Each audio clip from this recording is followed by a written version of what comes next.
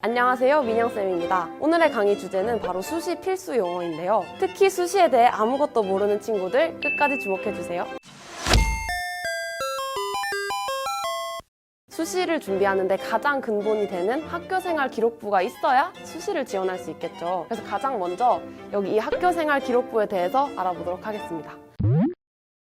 네, 가장 먼저 나온 거는 바로 여기 출결 상황입니다. 출결 상황에는 여러분들이 학교에 출석을 했는지 결석을 했는지 여부가 기록이 됩니다. 제일 좋은 건 개근이겠죠. 당연히 개근을 하면 좋지만 무단?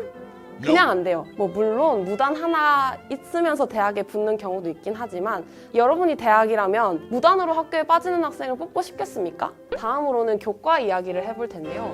교과 이꼴 내신, 내신 이꼴 교과라고 보시면 돼요. 여기 원점수가 나옵니다. 원점수가 뭐냐? 원래 내가 받은 점수예요. 예를 들어 100점짜리 시험에서 3점짜리 하나 틀리면 몇 점이죠? 그렇죠, 97점이죠. 여기 97. 이라고 원점수가 적히게 됩니다. 무슨 얘기냐? 여러분이 등급에서 약간 삐끗을 하더라도 시험 성적을 얼마나 받았는지를 감안해 줄 수 있다는 거죠. 다음으로는 단위수입니다.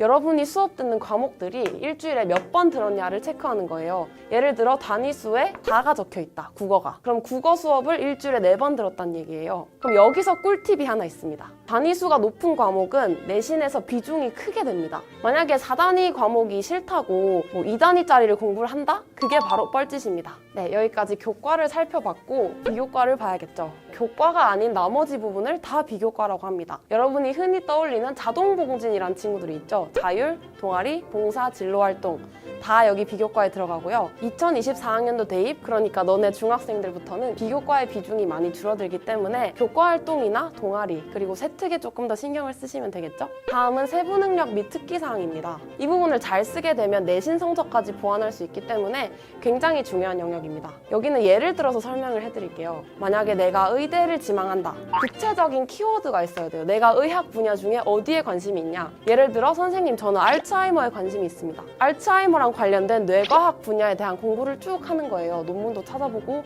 학술지 찾아보고. 그럼 얘가 알츠하이머에 관심이 있고 추가적인 연구도 할 줄 알고 질병 치료에 대한 관심도 있구나. 이렇게 들어가면 세부능력 및 특기사항이 완벽하게 기재된 경우입니다. 자, 그래서 이 중요한 세특을 누가 써준다? 바로 과목별 선생님이 써주십니다. 그러니까 여러분은 공부를 한 흔적을 꼭 수업 시간에 발표든 수행평가 등을 통해서 수업 시간에 녹여내시고 과목별 선생님께 말씀을 드리면 여기 기재를 할 수가 있습니다.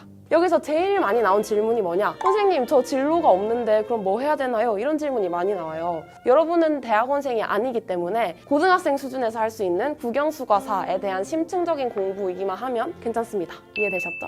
자, 그럼 여기까지 세특은 교과 선생님이 써주신다 했는데 담임 선생님이 써주시는 게 있어요. 바로 여기 나오는 행동 특성 및 종합 의견입니다. 사실 공부에 대한 얘기는 별로 없어서 수시에서 학종 평가를 받을 때 점수로 들어가진 않아요. 예를 들어 여기는 어떤 게 들어가냐면 전에 연고TV 용 다부 생기부를 털었을 때는 이 친구는 아는 게 많아서 만물박사라는 별명이 있다. 그런 좀 학생에 대한 특징을 쓰는 것이 바로 이 행동 특성 및 종합 의견안이라고 보시면 됩니다.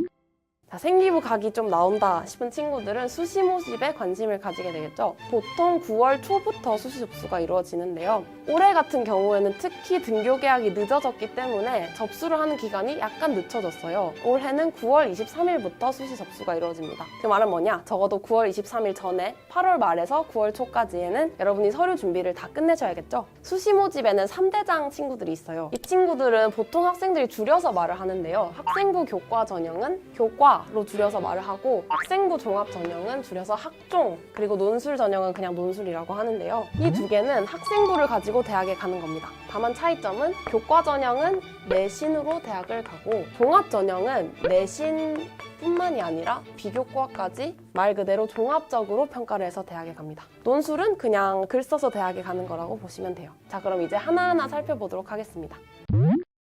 이거는 뭘 본다고 말씀드렸죠? 내신을 본다고 했죠? 기본적으로 출결이나 봉사 같은 것만 챙기시고 그 외 비교과? 이런 거 다 필요 없습니다. 교과 전형에서는 어떤 식으로 입시가 이루어지냐면 만약에 내신 1.1짜리가 있어요. 1.2가 있고 1.3이 있겠죠. 그냥 숫자대로 이렇게 잘라버립니다. 1.2면 붙고 1.3이면 떨어지는 거예요. 다만 교과 전형에서 이제 주의해야 될 점은 이 친구들이 수능 공부를 놓는다는 걸 대학에서 너무 잘 알고 있어요. 그래서 여기 수능 최저를 같이 보는 경우가 되게 많습니다. 이건 나중에 조금 더 자세히 설명을 드리겠습니다. 다음으로 설명드릴 게 바로 이 가중치인데요. 교과별 가중치가 있고 학년별 가중치가 있습니다. 자, 그럼 이 중에서 학년별 반영 비율에 대해 보겠습니다. 2대 4대 4라고 나와 있는 경우가 있습니다. 이건 어떤 의미냐? 1학년 때 내신을 20%만 보고 2, 3학년 때 내신을 40%씩 보겠다는 얘기예요. 1학년 때 내신을 조금 죽쓰더라도 2, 3학년 때 치고 올라오면 보완을 할 수가 있다는 의미입니다. 자, 그럼 학년별로 봤으니까 과목별로 한번 볼게요. 과목별로도 반영 비율이 설정되는 경우가 있습니다. 주요 과목인 국영수를 위주로 볼게요.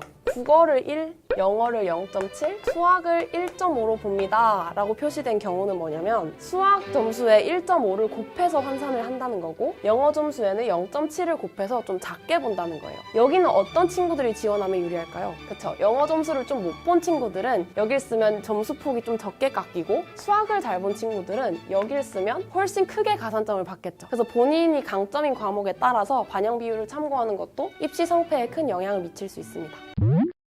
학생부 종합전형은 말했다시피 학생부가 제일 중점적으로 평가가 되고요. 그 외에 면접이나 자소서를 가지고 평가를 하기도 합니다. 자, 학종에서 생기부 외에 평가하는 서류가 바로 이 자기소개서입니다. 자, 그럼 이 자소서는 어떤 식으로 쓰면 좋을지 한번 문항을 살펴볼게요. 자, 그럼 여기 이 머리 아픈 자소서의 공통 문항이 떴습니다. 1번에서는 뭐가 중요하냐면 학습 경험. 니네 대학이 나 똑똑하니까 뽑아야 된다. 이걸 어필하는 문항이고요. 2번에서는 학교 활동을 어떻게 했는지 자세하게 써주시면 됩니다. 여기는 인성이랑 뭐 공부한 거랑 적절히 섞어서 써주시면 돼요. 3번에서는 배려, 나눔, 협력, 갈등 관리 등. 여기서는 인성을 보겠다는 거예요. 자, 자소서를 쓸 때 중요한 점은 창의적으로 써야 됩니다. 어떻게 창의적이어야 하냐면 최대한 구체적인 여러분의 이야기를 쓰셔야 됩니다. 거창한 창의성이 아니라 자세한 창의성으로 자소서는 승부를 봐야 되는 거죠. 그리고 특히 2024학년도 대입부터는 자소서가 폐지되기 때문에 중학교 친구들은 살짝 넘기셔도 될 것 같습니다.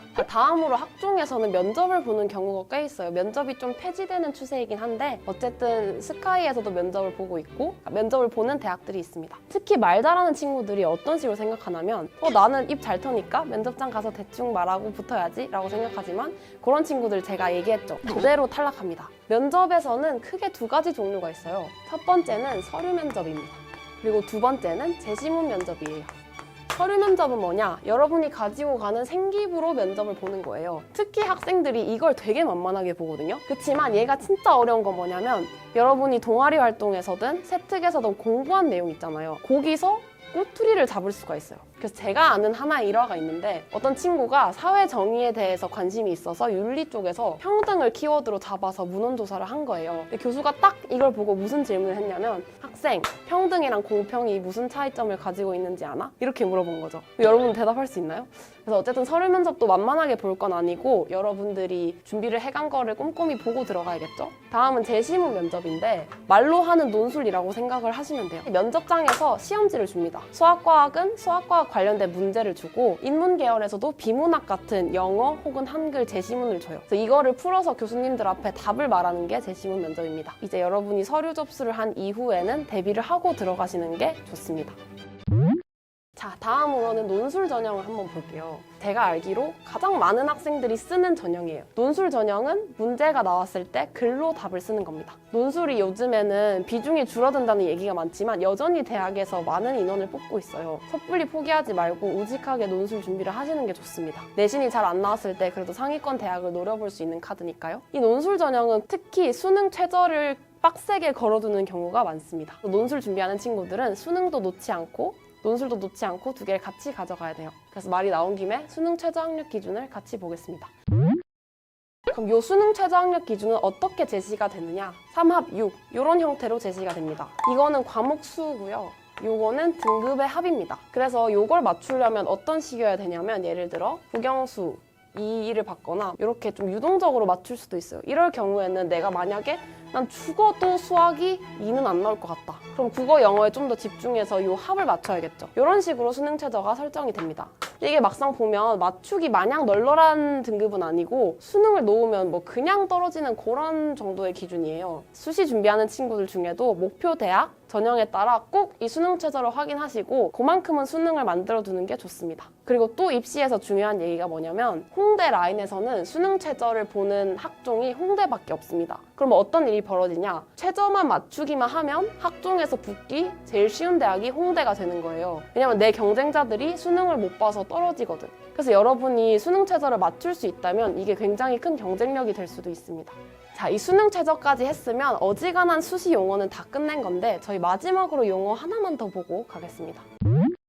바로 수시 납치인데요. 예를 들어 어떤 경우냐면 여러분도 뉴스에서 보셨을 거예요. 수능 만점자가 있는데 뭐 연대에 납치당했다 이런 얘기 들어보셨죠? 그 친구는 수능이 대박 터져서 정시로는 서울대 다 가는 점수권인데 수시를 연대에 써놨기 때문에 거기 납치당한 거예요. 그러니까 쉽게 말하자면 수시를 뭔가 불안한 마음에 좀 안전하게 써둔 친구들이 수능에서 대박 터졌을 때 그걸 활용하지 못하고 그대로 수시 전형으로 가버리는 경우를 말하죠. 그래서 납치를 어떻게 하냐, 뭐 보자기 싸서 데려가냐 이런 질문이 있는데 면접으로 이루어진다고 보시면 됩니다. 면접으로 어떻게 납치를 하는데요? 첫 번째, 면접을 그냥 안 봅니다. 면접을 안 보면 내가 수능이 대박나서 면접에 불참하고 싶은데 근데 면접을 불참할 수가 없는 거죠. 면접을 안 보니까. 그리고 또 이런 경우가 있어요. 뭔가 납치는 하고 싶은데 면접은 보고 싶은 거야. 그래서 수능 전에 면접을 봅니다.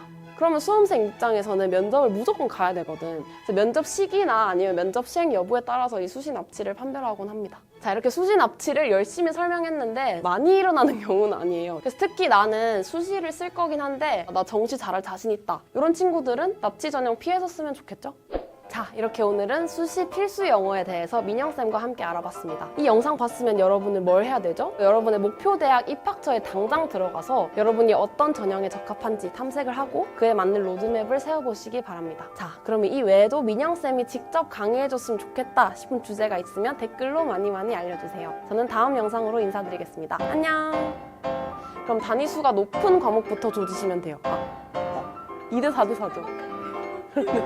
다시. 네, 다시. 쓰면서.